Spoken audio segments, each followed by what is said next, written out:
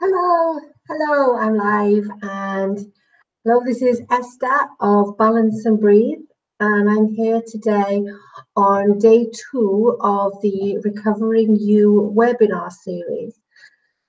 Today's event is called Becoming a Better You, and it is going to be a look at the yamas and niyamas of yoga. And I should explain a little more about what yamas and niyamas are as we get started into the event.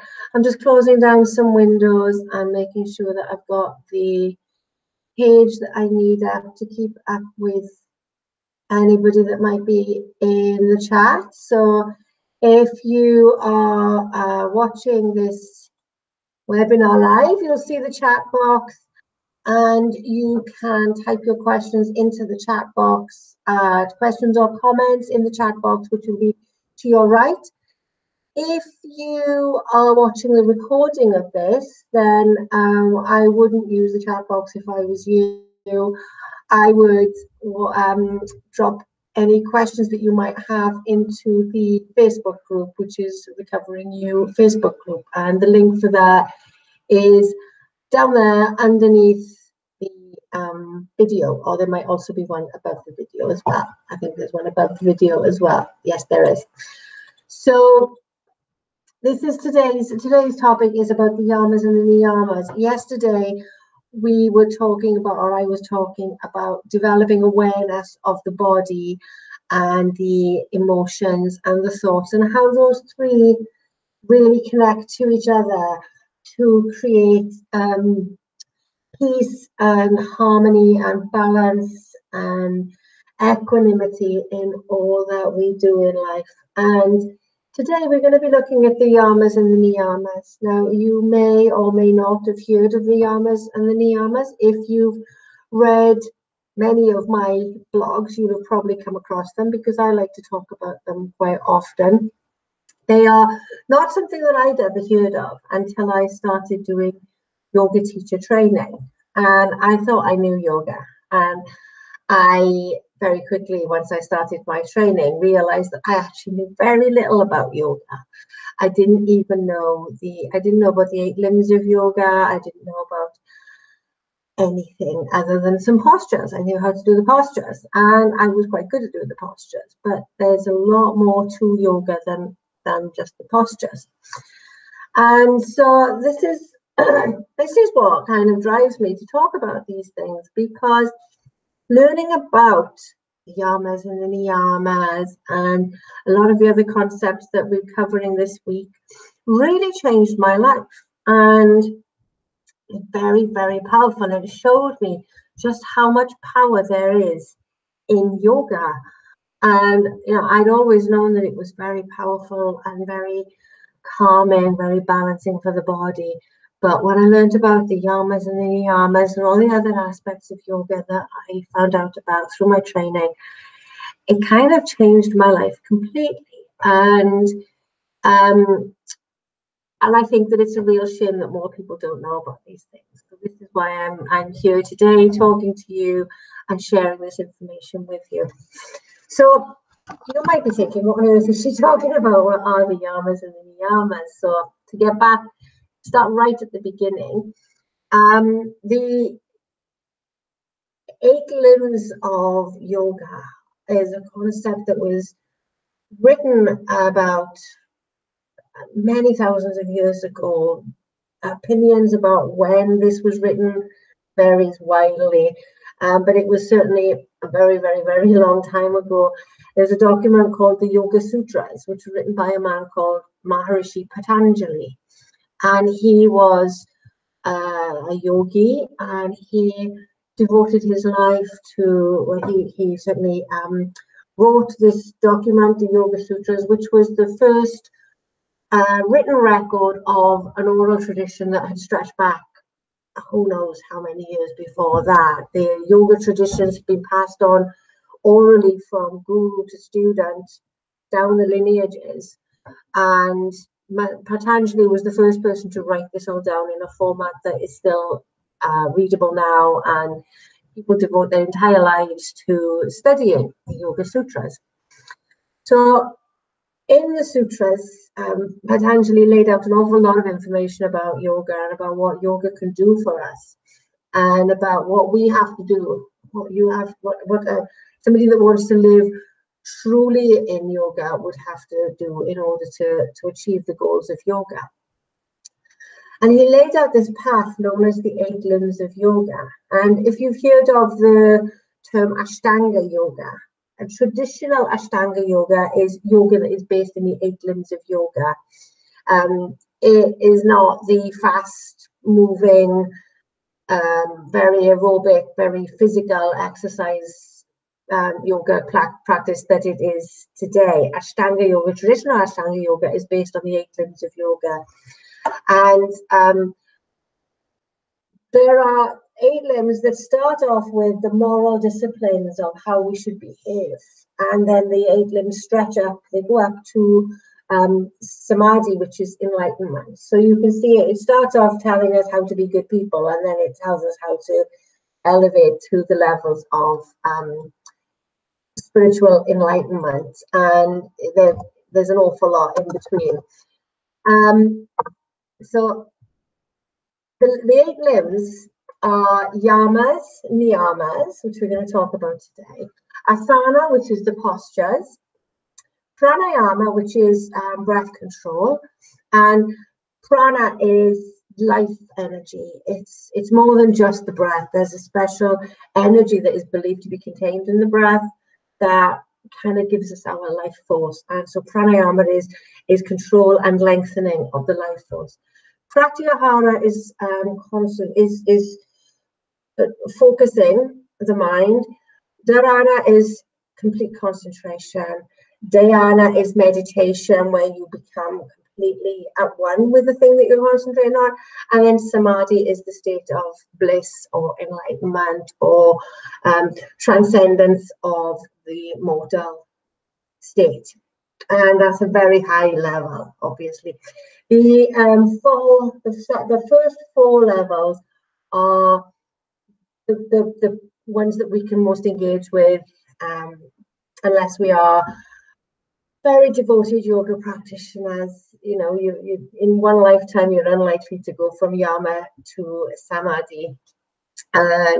So we're focusing, especially in this webinar series, I'm going to be talking about the yamas and niyamas, and I've covered a bit of asana, and we're going to look at a little bit more about pranayama as the week progresses. So today we're going to be looking at, excuse me, we're going to be looking at the yamas and the niyamas. So the yamas and niyamas are the ethical and moral disciplines of how we should live, how we can conduct ourselves in life, so that we are living the very best version of ourselves and our lives that we possibly can. The yamas are kind of the, almost like the commandments. You know, in the Bible, the 10 commandments, thou shalt not, thou shalt not, thou shalt not. The yamas are a bit like that. They are telling us how we shouldn't behave. They're telling us what we shouldn't do. And it is kind of focused on helping us to elevate beyond the baser instincts in us, our more animal behavior, our more primitive behavior, the things that we needed to do when we were first evolving in order to survive. We don't need to do those anymore, so we can move beyond those.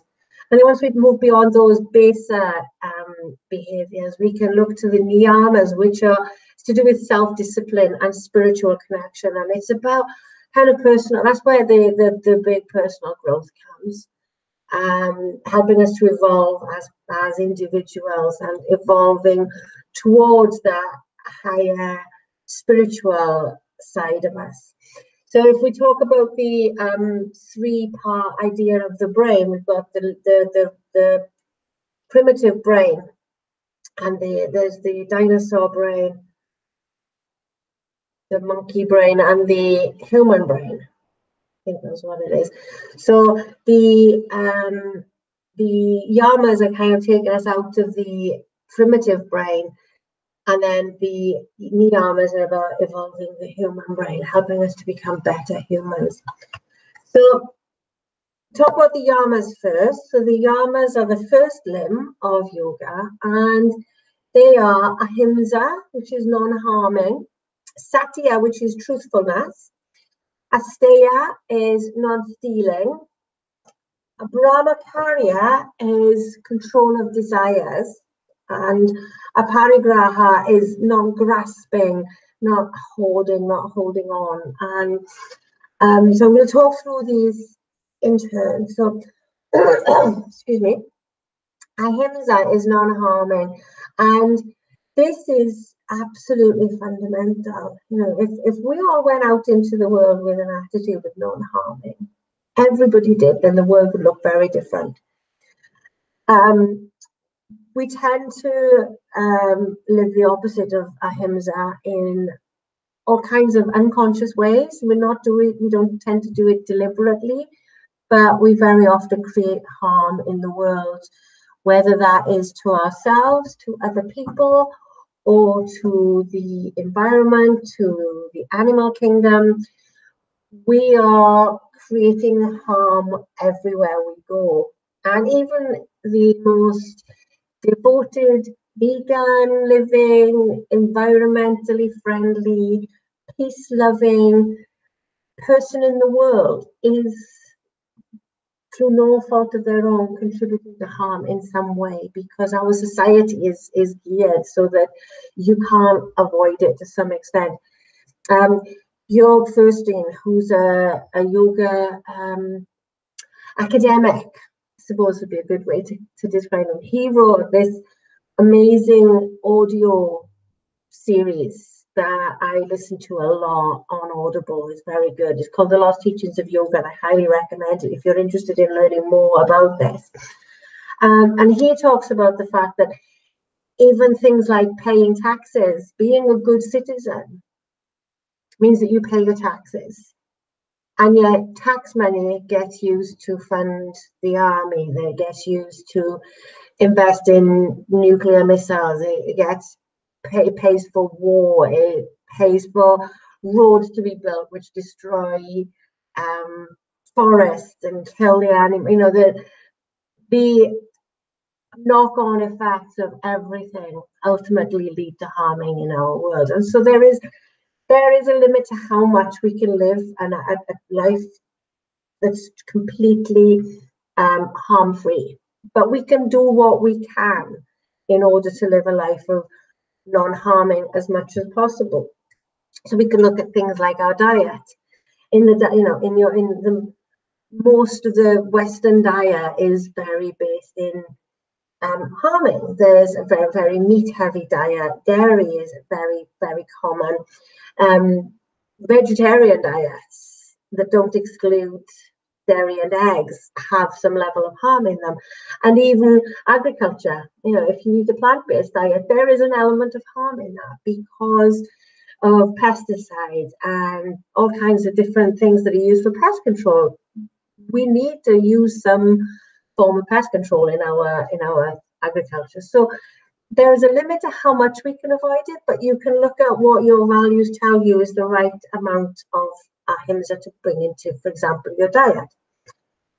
When it comes to how you interact with people, you can look at how you speak to people. You can look at how you're behaving to others. Are you causing harm to people through your words? Are you gossiping about people? Do you say mean things to people just because you can? And I'm not judging anybody, because until I learned about this stuff, I was quite prone to that.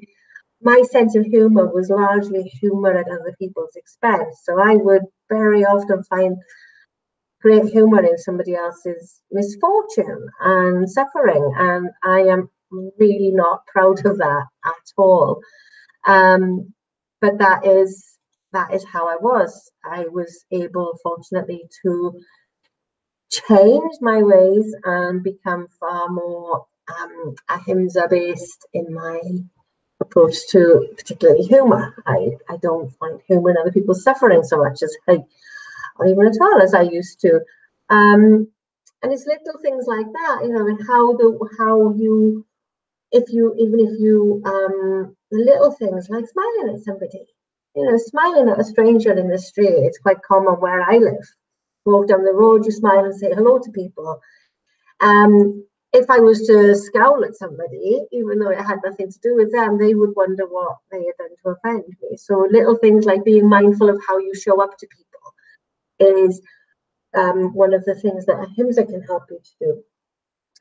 It's also very important when you're thinking about Ahimsa to think about how you treat yourself as well. And I think although it's important to be mindful of how you're showing up in the world, I think you can't show up in the world with compassion and love and caring for others if you are awash with self-loathing and you're being really cruel to yourself in your mind.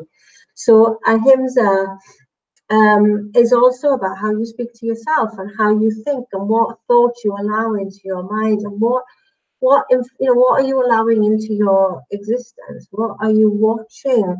Are you watching very violent TV programs, very violent films? They will fill your consciousness with violence. Do you want that in your consciousness? I started watching Peaky Blinders recently and turned it off after about 15 minutes because I actually didn't want that violence in my life, and that was quite surprising because I used to enjoy programs like that, but it seems like maybe I don't anymore. With Ahimsa as well, we can also think about how much self-care are we allowing ourselves to have. Are we taking care of the body? Coming back to what I was talking about yesterday, this is very connected to awareness. So, you know, are you listening to what your body is telling you? Are you going to bed when you're tired? Are you eating the food that your body needs? Are you drinking enough water? Are you listening when your body is uncomfortable and changing your posture? Are you listening to the thoughts that are in your head? Are you paying attention to what your emotional life is telling you and responding accordingly? Or are you just allowing all this negativity to build up inside you? Every little thing that you can do that means that you're responding to potential harm in your life and turning that around so that you're minimizing the harm that you're creating to yourself, whether that's through what you're eating, what you're doing exercise-wise, what you're telling yourself, what messages you're giving to yourself. It all counts in terms of Ahimsa. There is so much I could talk about with Ahimsa, and I've just realized that I've been going on about Ahimsa only for a very long time, so I'm going to move on from Ahimsa. There is loads. I'll share some links to blog posts that I've written in the Facebook group. So if you want to find out any more about these, there's going to be some information in the Facebook group for you. Satya is truthfulness. So that obviously is not lying to people. It's being honest. It's having integrity. So it's, you know, doing what you say you're going to do, living according to your values, being true to yourself. So, you know, there's a lot of people out there are living a lie and not being true to who they really are, not allowing themselves to show up truly as who they are in the world. A lot of the time it's because we don't know who we truly are, and yoga helps us to uncover that. But, you know, if you know that you're showing up as somebody that's not really true to you every day, then maybe you can look at that and think about how you really do want to show up in the world. Being honest and open with yourself is just as important, if not more important, as being open and honest with other people. Once you start being open and honest with yourself as well, it becomes a lot easier to be open and honest with others. And in terms of stress management, being open and honest with people is a lot easier, I found, than trying to maintain difficult to remember lies. I used to be, it's not a stand, it's one of my son's toy boxes. Yeah, I used to be not entirely honest, and I was an alcoholic, and that brings with it a whole world of deception and lying to myself, lying to other people. And I used to be quite dishonest. I would always look for a way to blame somebody else for mistakes I'd made. I would always try and pass the buck if I possibly could. If I could get out of trouble, I would always try and get out of trouble, no matter what lie that meant I told. It was really hard to remember what I told, and I would be really anxious. A lot of the time, my biggest fear was that I was going to get drunk and then confess and then not remember the next day what I confessed.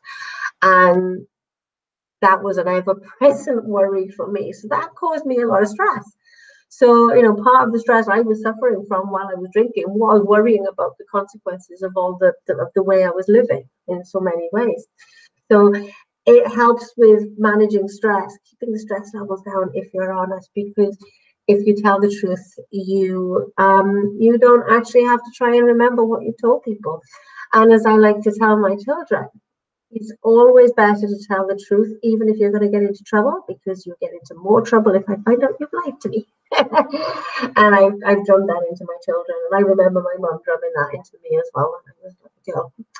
So Satya is a really important yama, because the more honesty that we can have in our lives, the easier life is, and the better we feel.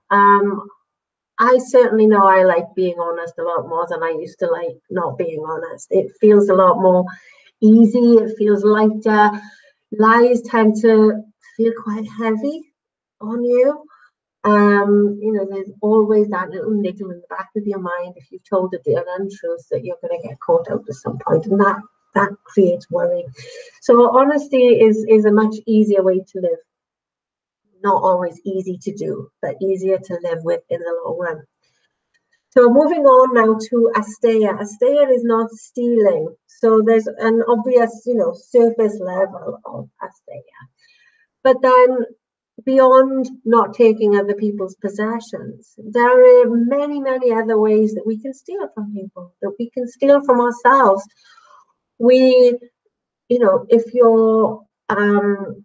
If you're not taking care of your health, then that is a form of stealing from yourself, because you are taking your healthy future away from yourself. And if you, for example, if you know that somebody works from home and you think because they work from home, it's okay to turn up in the middle of the day and demand their attention and insist that they do things for you while they're supposed to be working, you're taking their time from them. If you, for example, intellectual property theft is a big issue for a lot of people in the internet age. You could download anything essentially. Cinemas have the problem of people are going in and filming the films or recording them in some other way. And piracy is very much alive and kicking in the internet age, and on a much bigger scale than it used to be when it was all the swashbuckling on boats. There are so many ways that we can steal from other people. We can steal people's ideas. We can steal people's work. We can steal people's time. We can steal people's attention. And we can obviously steal people's property, but there are so many levels that we can take things from other people that aren't ours. And in terms of how we treat ourselves as well, because all of these can be applied outwards and inwards. So, if you are not taking care of yourself, if you are not living according to your truth, then you're stealing from yourself. These yamas and the niyamas, they all kind of blend together as well, because if you're not, like I said, taking care of your health, you are stealing from yourself. If you're not living your truth, you are stealing from yourself. When I was a very heavy drinker. I was taking so much from people around me and from myself as well. I was taking my own health. I was taking my children's enjoyment of life from them. I was taking a healthy, happy future away from them. These yamas and niyamas gave me a really powerful way of reflecting on what my addiction was costing to me and the people around me as well. Because when you really stop and think about what you do every day and how you live and start to compare your life against these, it can be a really good wake-up call to help you see where you need to make changes in life. And these, if you are going to ever look at your life and reflect on the yamas and niyamas, it's not to be done from a position of judgment and criticism and blame and anger, which it can be easy to do, but it's a looking at with acceptance of, okay, this is where I am now. This is how I've been living up until now. This is where I've got to. Is this working for me? So when I first had to, and I had to do it as part of my teacher training, I had to look at my life and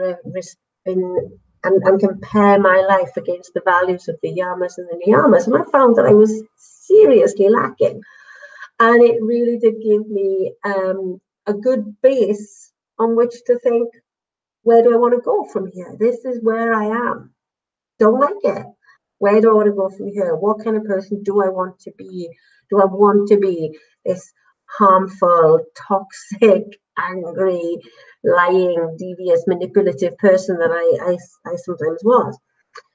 Or do I want to be better than that? And I decided I want to be better than that. And so that's what it gave me then this powerful springboard to move on and be better. So in all of these examples that I'm giving to you, if any of these examples ring a little true to you, I want you to know that there is absolutely no judgment from me if that is, and I'm not going to know anyway. But don't look at yourself with any kind of harsh criticism if you hear something in my words that resonates with you, because that's not the purpose of these. They're not here for self-recrimination. Whenever you are looking at yourself and reflecting on where you are now, it should be done from a place of ahimsa. If you can bring that element of non-harming into your reflections and just have that sense of acceptance about it, and maybe identify what needs to change, but don't beat yourself up over what's past, because it's past. There is nothing that can be done about it. It's not ever going to change. All that you can change is your relationship with that, and you can learn lessons from it. So look at your past, look at where you've been, look at where you've got to, think about if you like it, and then take your next step in the direction that you want to go. Moving on from, so we went off on a bit of a tangent there, but moving on to Brahmacharya. Now, Brahmacharya is often translated as celibacy, but it goes way beyond celibacy. It's control of urges. It's controlling that impulse. It's impulse, impulse control, self-control, and being able to wait. It's like, it's having the craving for chocolate, but knowing you don't need to eat it right away, if at all. Waiting until that craving passes. It's being able to just think, no, I'm not going to do that right now. It's the yama of delayed gratification and possibly even denied gratification. No, I might really want chocolate, but, and I'm not saying this as a particularly personal example, I do eat chocolate, but I might think, right, I want chocolate, I fancy some chocolate, I'm craving chocolate, but I know it's not good for me, so I'm not going to have chocolate. I became, I adopted a vegan diet when I was, as a result of learning about the yamas and the niyamas. And so I gave up cheese, I gave up eggs, I gave up a lot of foods that I really enjoy.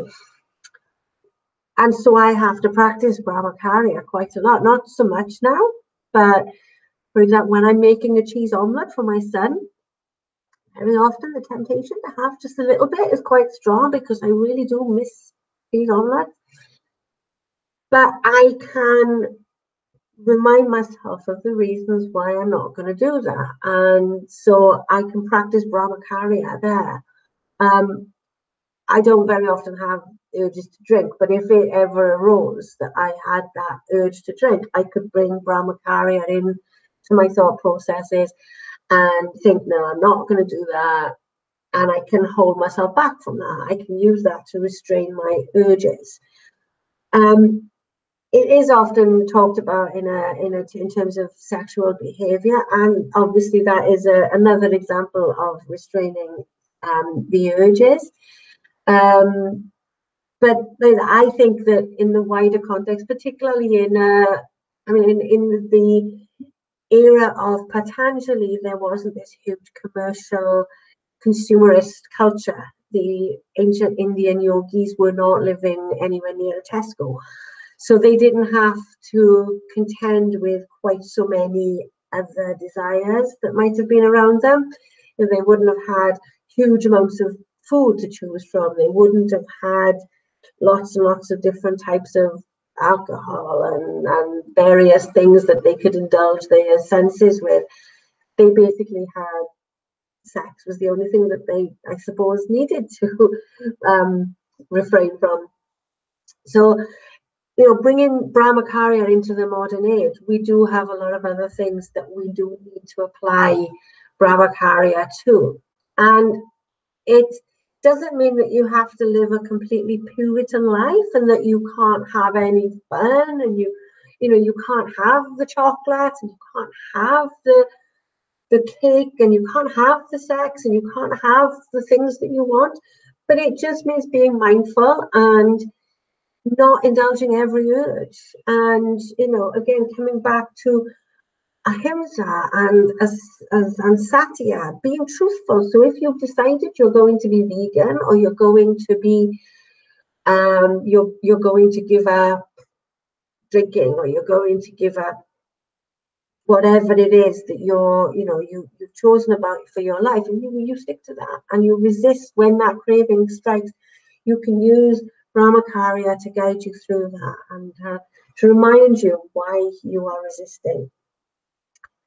The final one of the yamas is aparigraha, and this is to non-grasping, not hoarding, not holding on.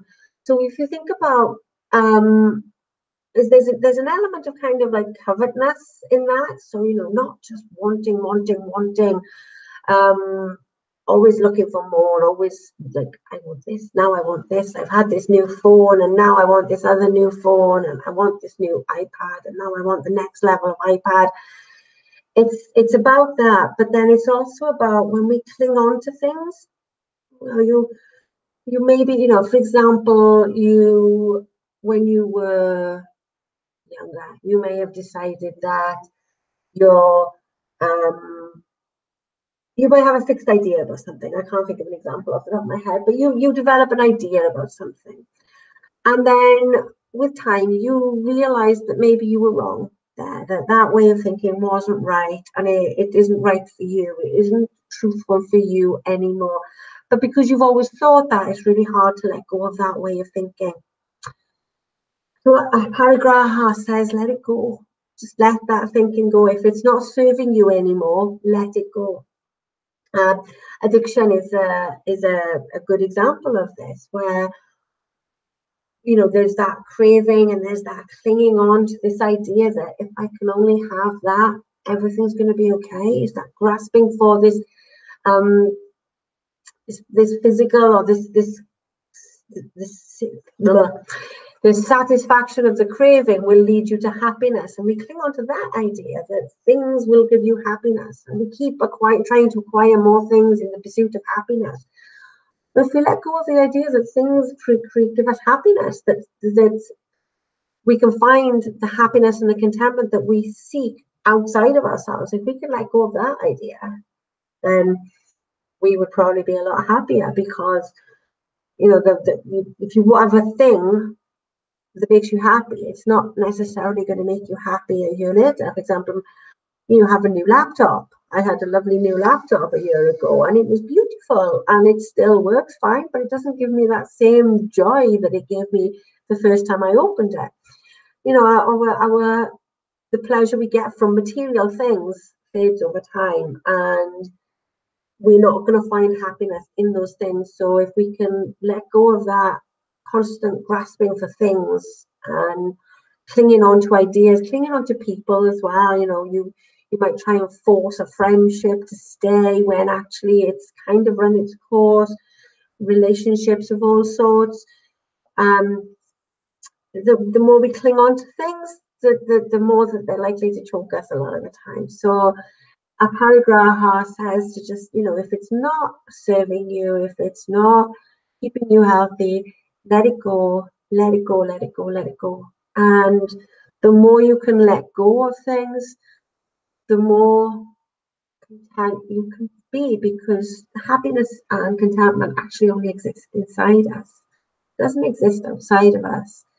And there's that saying, isn't there, wherever you go, you're still there. So, you know, you are the root of your happiness. You're also the root of your sadness. So don't look for the answers in things outside of you. Let go of that idea. So moving on now to the niyamas. And the niyamas, as I said at the start of this webinar, the niyamas are about evolving and becoming better as humans. So the yamas are kind of all about our animal instincts, you know, with the urge to kill, the urge to take what isn't ours because we need it, and the urge to the deception and manipulation is a very base animal instinct. Brahmacharya desires instant gratification. That's a very animal tendency. And holding, you when you're going to try and take a toy of a dog, to know how animal that idea of holding on to something is. I have a dog. She goes crazy if you try and take a toy off her when she's playing with it. So that the yamas are about rising above the animal in us. We are animals. We are part of the animal kingdom. You know, we are part of nature, and it's about evolving us beyond that baser element of ourselves. So then the niyamas rather, are taking us to a higher level of being. So saucha is cleanliness, and that is a very human thing, you know, and animals do keep themselves clean. Some animals do keep themselves clean, but we can keep our entire environment clean. We can keep our bodies very, very clean. We can keep our thoughts clean. We can keep our words clean. And we can keep our actions clean. And we can show up in the world clean and not clouding our mind with dirty thoughts. I don't quite know how to you know, negativity is the word I was trying to think of. Just making sure that your thoughts and your words are as clean as you possibly can, and that they're free of judgment and criticism of others, so that they have all the elements of ahimsa and satya, and that we try and refrain from using harsh language to others and to ourselves, and that we try and keep our thoughts and our words above the gutter, I guess. You know, we talk about gutter speak, don't we? We have that phrase of gutter speak, and so we keep our language above the gutter, and that's saucha in words and thought. Keeping a clean body and a clean environment, obviously, that is really important. Our bodies need to be clean.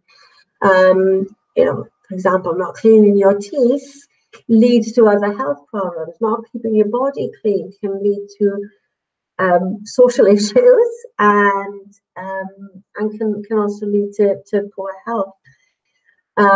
Keeping the environment clean is very good for mental health. a cluttered environment does tend to lead to a cluttered mind. And you can take this from someone who really knows, 'cause I'm terrible at housework.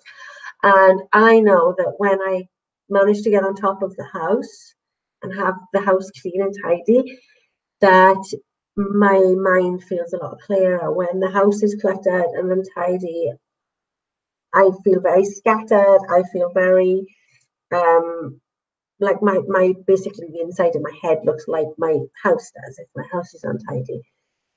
So the cleanliness is important inside and out, in order for us to be able to keep ourselves happy and healthy. Santosha is contentment. So that is being able to accept the way things are. Essentially, it's being the same. There's a quote that I'm going to terribly badly misquote now, but it's being the same in victory as in defeat.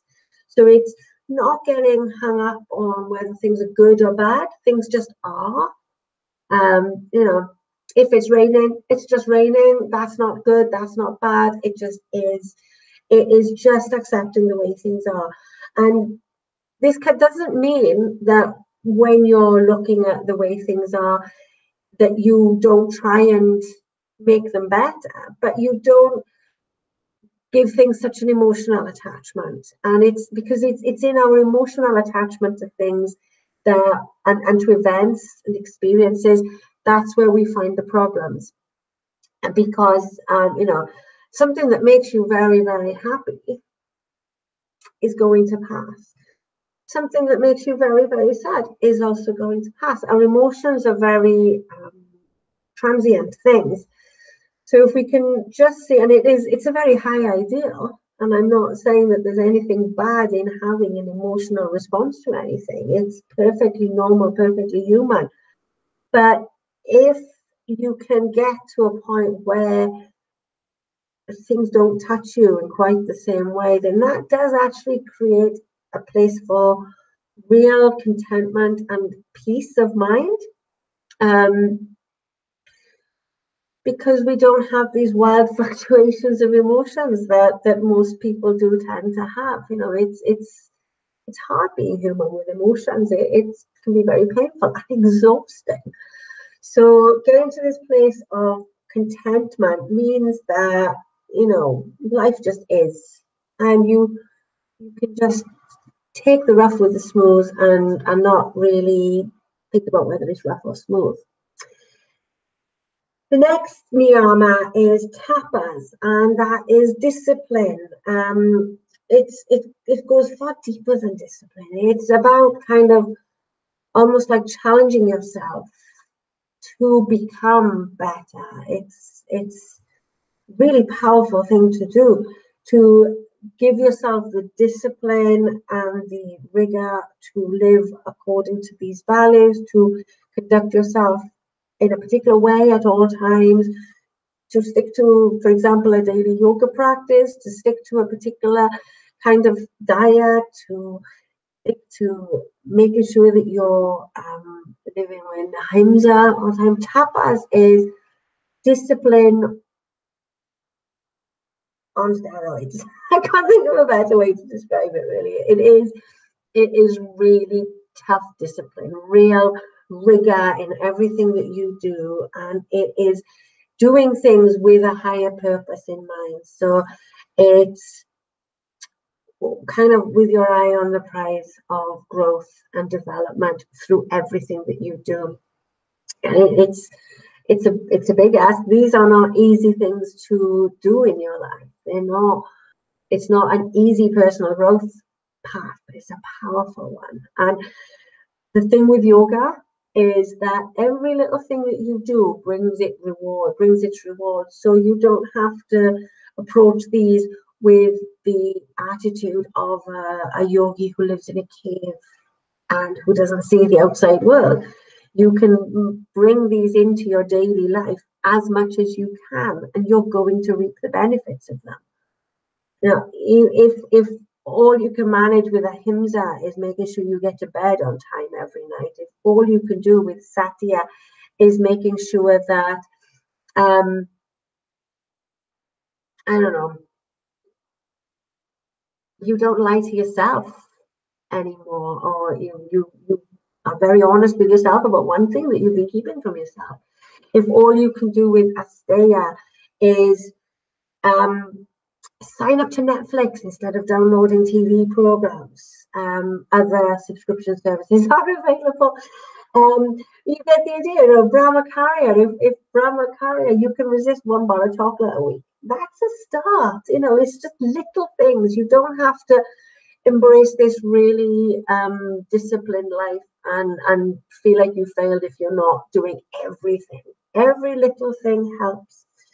So with tapas, if you decide that you're going to make sure you get a 15-minute walk every day, for example, and that's all you can manage to improve your increase your exercise. So that's what you can do. If you stick to that every day, you're going to see benefits. You're going to see the benefits of the exercise. You're going to see the benefits of actually doing something and sticking to it as well, because that creates change in your brain. So every little thing that you can do towards living according to these yamas and niyamas is going to improve your life. So don't think that there's no scope for failure, really. The only scope for failure is if you don't try and do anything. So moving on from tapas, Swadhyaya is self-study, and it's also study of the scriptures, the yogic texts, and study of the mind, study of being human. So maybe study of like trying to understand a bit more about how the brain works, which has been my part of what I've done. Psychology and neuroscience, it's all very fascinating stuff. We are bizarre and fascinating creatures. And so Swadhyaya, self-study, that's taking a really honest, reflective look at who you are, where you are, what you do, why you do it, how you live, what you want to be. And, you know, looking at yourself sometimes is not easy. It's not always pleasant. I've had to confront some things that I didn't want to confront about myself.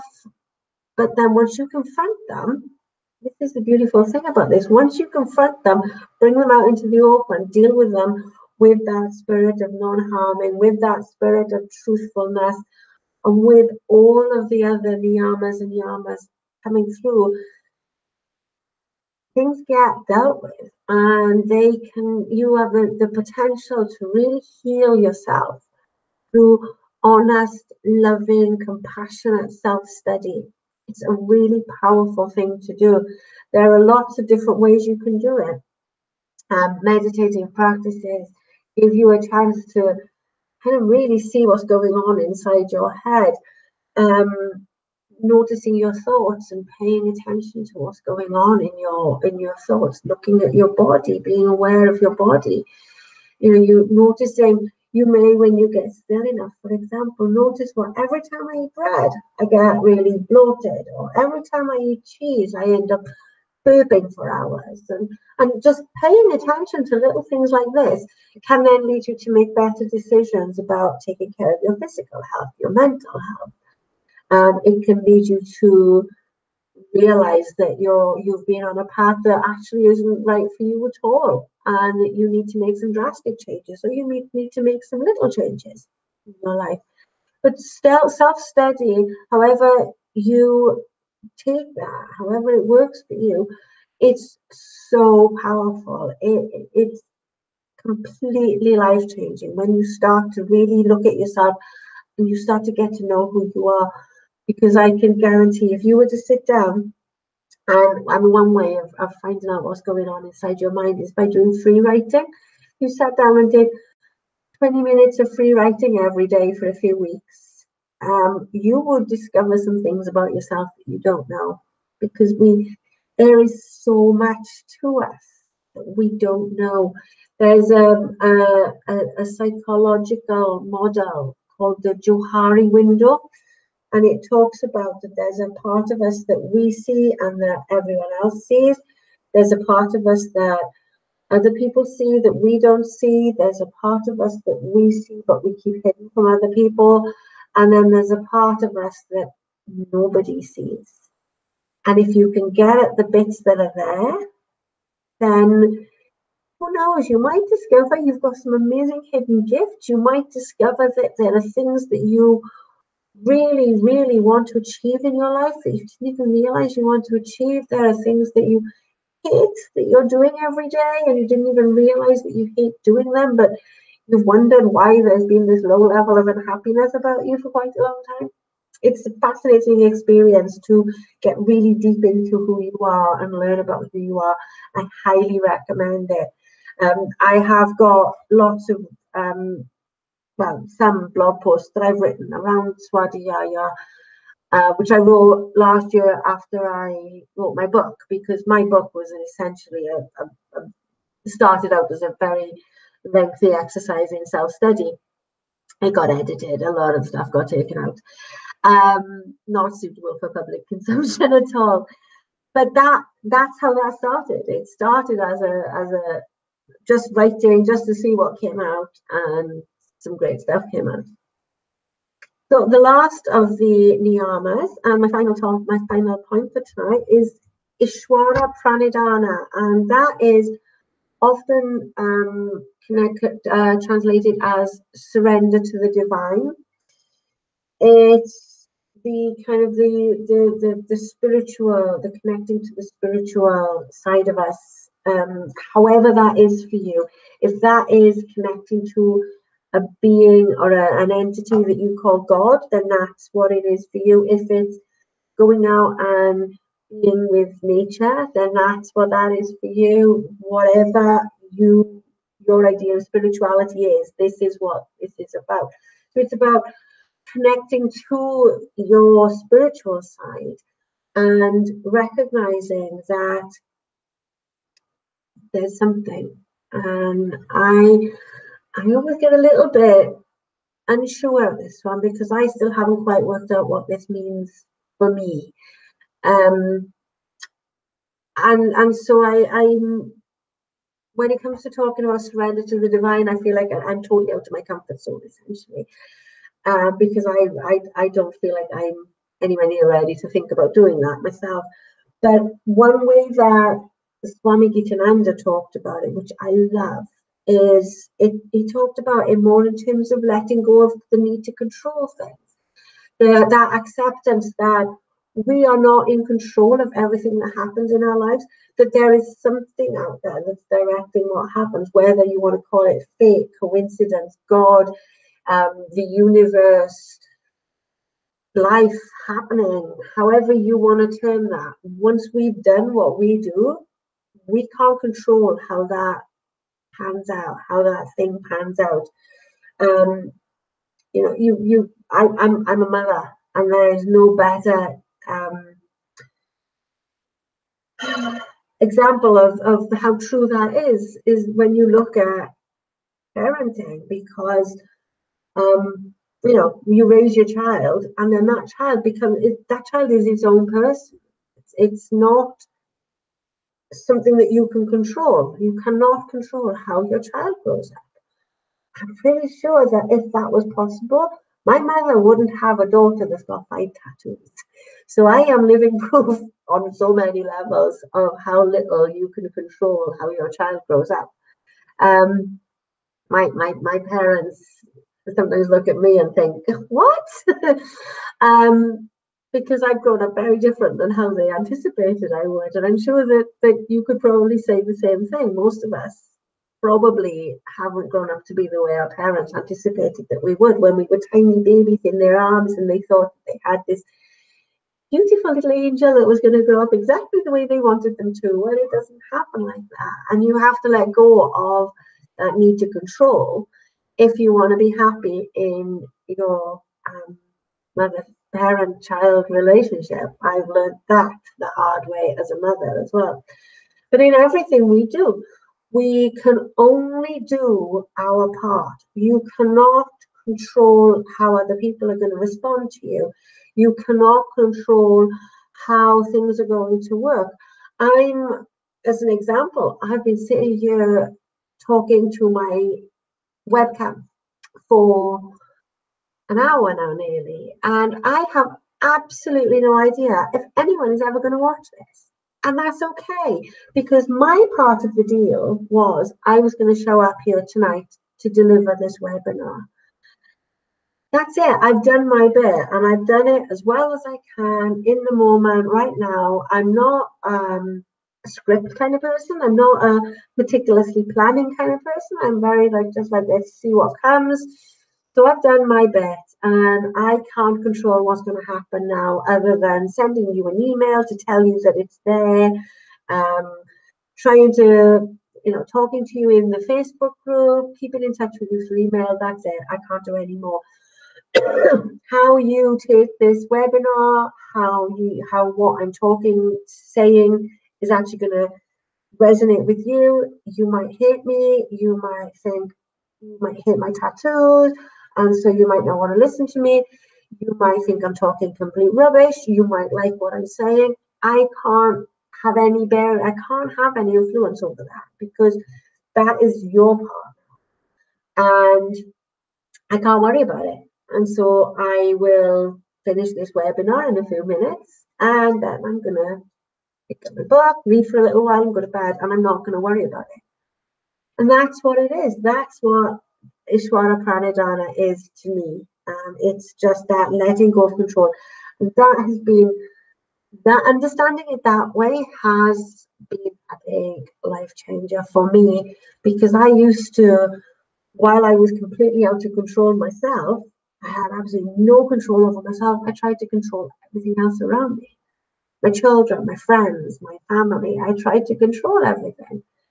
And I would take it very personally if things didn't work out the way I planned. And I would get very upset, very angry, and would sulk.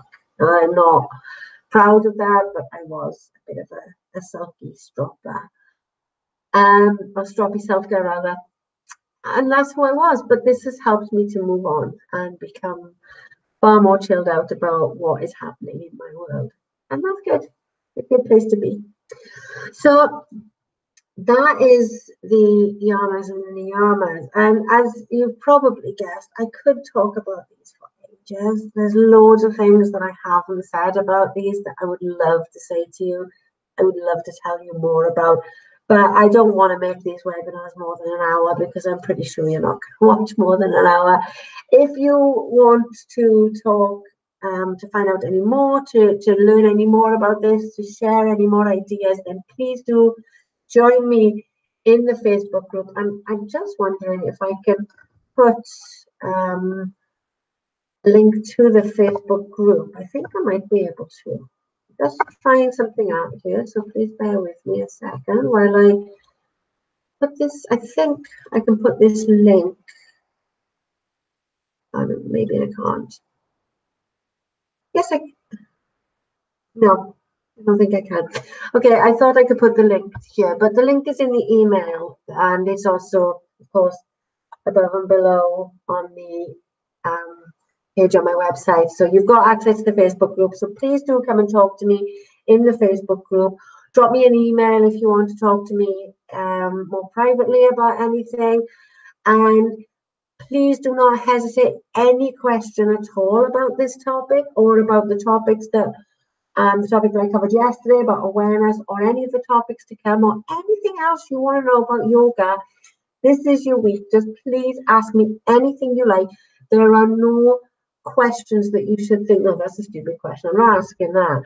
Please don't, because I knew nothing about any of this when I started my yoga teacher training journey. And it's okay. You learn. It's fine if you have questions and you think that this is a stupid question. Then that's probably the more reason to ask it, because if you're thinking that's a stupid question, I bet there's other people out there thinking the same thing. So please do ask. I would love to be able to answer your questions. So I'm going to go now, and I will see you all in the Facebook group, and I will see you again here tomorrow night for another webinar, which I think is oh, I've forgotten. I think it's about I think it's the one about gratitude. I might be wrong, but anyway, we'll find out tomorrow. I will know by tomorrow night which one I said I'm going to do tomorrow. So have a lovely rest of the evening or whenever you're watching this webinar, and I will see you tomorrow. Bye.